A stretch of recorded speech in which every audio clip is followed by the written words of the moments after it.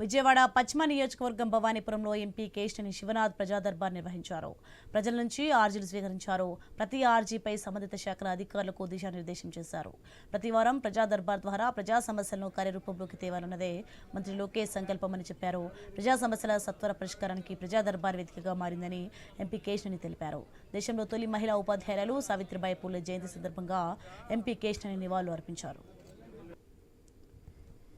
పశ్చిమ నియోజకవర్గంలో ఒక్కొక్క డివిజన్లో ఒక్కొక్క గ్రీవెన్స్ పెట్టి ఆ సమస్యలన్నీ ప్రభుత్వ అధికారులు కూడా ఇక్కడే ఉండడం వల్ల ఆ సమస్యల్ని వాళ్ళ దృష్టికి తీసుకెళ్ళడమే కాకుండా 24 గంటల్లో వాళ్ళకి ఎస్ఎంఎస్ వచ్చే విధంగా ఈ సమస్యలు పరిష్కారం అయ్యేటట్టు కృషి చేస్తాం. ఈ కార్యక్రమానికి ఇప్పటి వరకు 54 అప్లికేషన్లు వచ్చినాయి. మనం పెడితే గత వారంలో ఒక డివిజన్లో 250 వచ్చినాయి. సుమారు సాయంత్రం లోపల ఒక 500 వరకు వస్తాయనుకున్నాం. ప్రతిదీ కూడా ఎక్కువగా ఇక్కడ పెన్షన్ వస్తున్నారు. తప్పకుండా పెన్షన్ హౌసింగ్ సమస్యలు ఎవరెవరికైతే ఏ ఇబ్బందులు ఉన్నాయో ఈ ప్రజాప్రభుత్వ సమయంలో